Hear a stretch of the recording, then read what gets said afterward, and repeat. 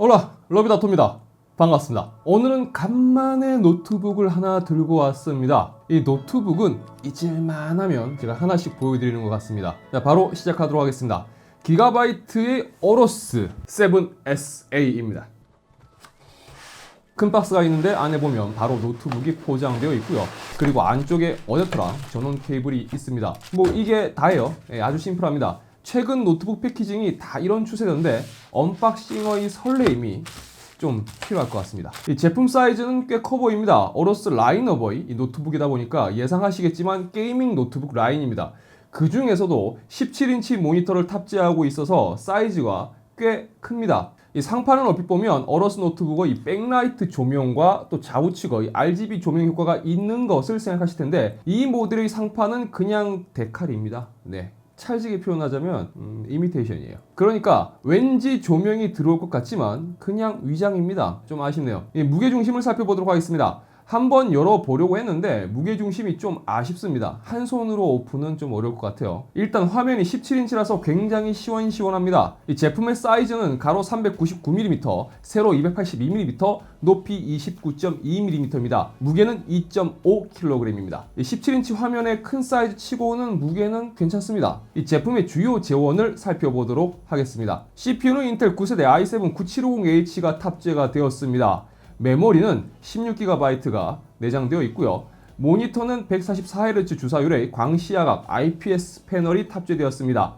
그리고 안티글레어 처리가 되어 있어서 눈뽕을 방지해줍니다. GTX 1660 Ti가 탑재가 되었고요. 저장 공간은 512GB의 M.2 SSD와 1TB의 하드디스크가 장착되어 있습니다.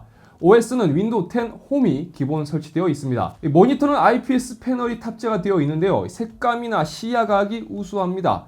최대 주사율은 144Hz를 지원하고요. 그런데 내장 그래픽이 GTX 1660 Ti라서 게임에 따라 옵션 타협을 해야 모니터 주사율을 그나마 조금 제대로 활용할 수 있는 그 언저리까지 좀 올라올 수 있을 것 같습니다. 늘 말씀드리지만 노트북, 특히 게이밍 노트북의 그 스펙은 자, 제품 하단을 보면 17인치 사이즈로 인해서 굉장히 여유로운 공간을 보여주고 있습니다. 키보드도 풀사이즈형의 키보드가 탑재되어 있습니다. 그럼 타건음을 들어보도록 하겠습니다.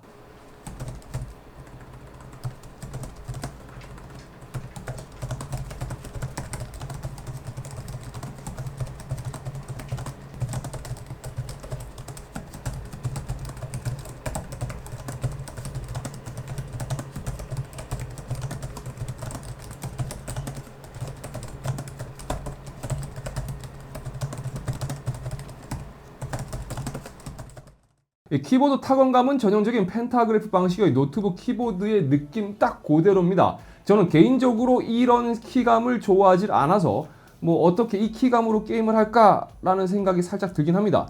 구조상 어쩔 수는 없겠지만 늘 노트북 키보드는 만질 때마다 저는 그 깊이감, 그 특유의 그 펜타그래프의 그 땅을 치는 듯한 그 깊이감을 아쉬워하게 됩니다. 나중에 다시 말씀드리겠지만 게임을 해봤는데 역시나 키감이 저는 개인적으로 살짝 아쉬웠습니다. 이건 어디까지나 제 개인적인 느낌입니다. 터치패드는 노멀합니다. 어로스나 에어로의 상위 모델 같은 경우는요, 이 터치패드가 굉장히 실키한 느낌을 줍니다. 그냥 왠지 내 손가락이 그 터치패드 위에서 트리플 악셀을 할 수 있을 것 같은 그 느낌적인 느낌이 드는데 이 모델은 그 정도까지는 아니고요. 이 노멀한 터치감을 보여줍니다. 그러니까 우리가 흔히 만날 수 있는 노트북의 그냥 그 터치패드의 그 느낌, 네, 딱 그래요. 모델의 등급에 따라서 차이가 있는 건 어쩔 수가 없겠죠. 비싼 건 또 비싼 티가 나야 되니까.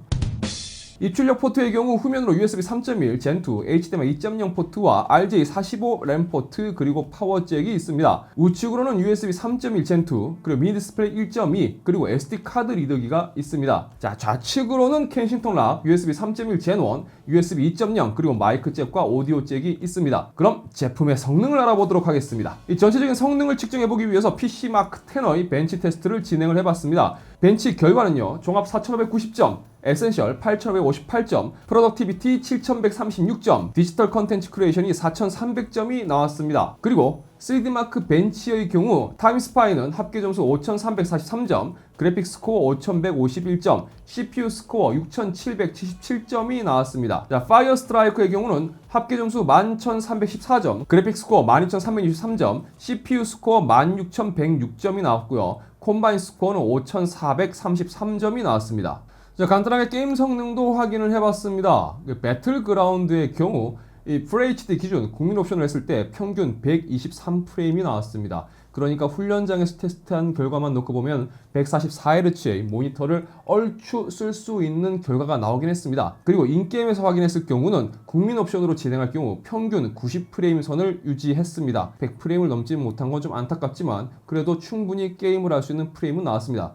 온도는 센서 값 기준으로 GPU는 81도를 꾸준히 유지했고요. CPU의 경우는 80도 초반과 90도대를 계속 왔다 갔다 이 레이싱 게임의 경우는요, 니드 포 스피드 히트를 테스트를 해봤습니다. 48프레임이 나왔습니다. 온도의 경우는 센서 값 기준으로 GPU는 80도 선을 유지했지만 이 CPU가 80도 초반과 90도 후반까지 계속 왔다 갔다 하는 모습을 볼 수가 있었습니다. 왜 니드 포 스피드가 CPU가 더 온도가 나올까요?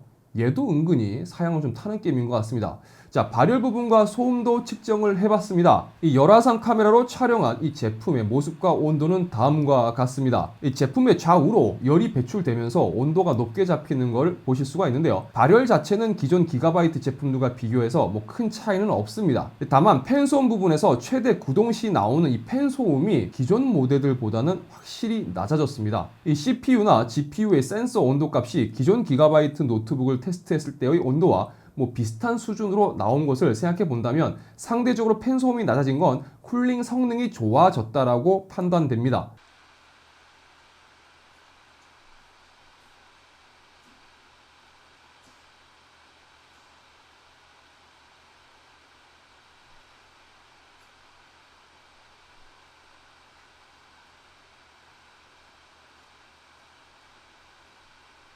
쿨링 소음이 낮아지면서 이 스피커로 게임을 할 수 있는 수준까지는 떨어졌습니다. 그런데 정상적인 게임을 하실 거면 당연히 헤드셋을 착용하시는 걸 권합니다.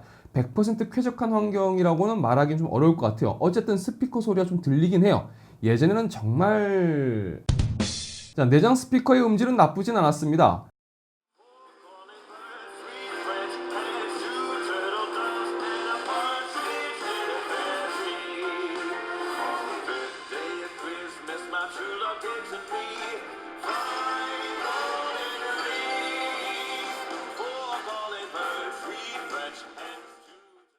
그렇다고 해서 아주 좋다는 건 아니고요.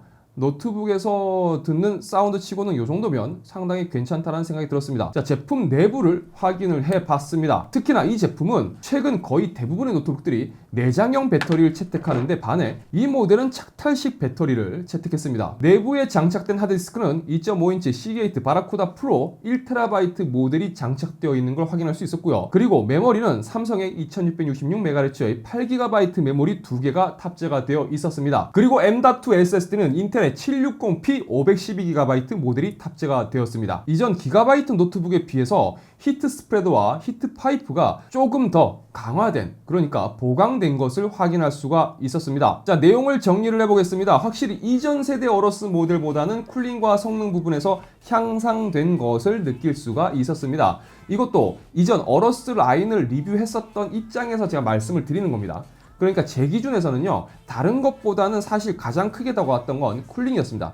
이 쿨링이 확실히 좋아졌습니다. 이 정도라면 업무용 그리고 게임용으로 쓸 수 있는 노트북이라고 볼 수도 있을 것 같고요. 이 배터리는 48Wh 용량을 가지고 있습니다. 제조사에서는 한 5시간 정도를 쓸 수 있다고는 하지만 제가 유튜브 영상 재생을 기준으로 확인해 봤을 때 3시간 이상 사용할 수가 있었습니다. 하지만 이건 단순하게 영상 재생을 기준으로 본 것이기 때문에 뭐 직접 조작을 하면서 시스템에 부하를 주는 작업을 하게 된다면 좀 더 사용 시간은 단축될 것으로 보입니다. 이 라인업이 크리에이팅에 집중된 에어로 라인이 아니라 게이밍에 좀 더 초점이 맞춰진 어로스 라인이다 보니 게임이 메인이겠지라는 생각이 들지만 이 모델 역시 게이밍은 스펙에 의해서 따라오는 부수적인 느낌이 강하고요. 메인은 여러가지 작업에 사용하기 좋은 노트북이라고 보시면 될 것 같습니다. 이 17인치라서 화면이 큰 것은 게임을 할 때나 작업을 할 때 좋을 수 있겠지만 그만큼 휴대성에서는 약점이 될 수가 있습니다. 또한 배터리만으로 사용하기에는 뭐 그리 길지 않은 이 배터리 사용 시간과 그런 여러 가지 부분들이 조금 아쉬움이 될 것 같습니다. 결국은요, 게이밍 노트북은 사실 배터리로 쓰는 게 아니에요. 늘상 말씀드리지만 게이밍 노트북은 그냥 어댑터입니다. 당연히 예상하시겠지만 게이밍 노트북이다 보니 당연히 100만 원은 넘어가겠죠. 대략 한 150만 원대의 가격이기 때문에 단순히 게임만 해야지라는 그런 마음으로 구입하시기에는 좀 부담스럽고 별로 권하고 싶지는 않습니다. 여러 사용성과 목적성 그리고 부수적으로 나 요거 가지고 게임도 할 수 있으면 좋겠다 라고 이런 마음가짐으로 노트북에 접근하시는 게 좋을 것 같습니다. 자, 이번 영상은 여기까지입니다. 이 영상이 여러분들의 현명한 소비 생활과 제품 정보 습득에 조금이라도 도움이 되었기를 바랍니다. 영상이 유익하시다면 좋아요 꾹 눌러주시고요. 새로운 영상도 꾸준히 보고 싶다라고 하시면 구독과 알람 설정 좀 부탁드리겠습니다. 제발 좀 부탁드릴게요. 자, 저는 다음 영상에서 다시 인사드리도록 하겠습니다. 시청해주셔서 감사합니다. 지금까지 아토였습니다. 고성능 노트북일수록 휴대성과 배터리 사용성에서 항상 아쉬움은 있어 왔기 때문에 그 부분이 단점이라고 말씀을 드리지만 비단 이 녀석만의 단점이라고 말하기에는 살짝 좀 어려움이 있을 것 같습니다. 거의 대부분 모든 어떤 브랜드에서 나오는 게이밍 노트북이 다 제가 말씀드린 그런 부분에서 다 단점이 있어요. 그런데 한편으로 생각해보면 이건 단점이라고 말하기보다는 모든 브랜드에서 나오는 대부분의 게이밍 노트북의 공통적인 그냥 특성이라고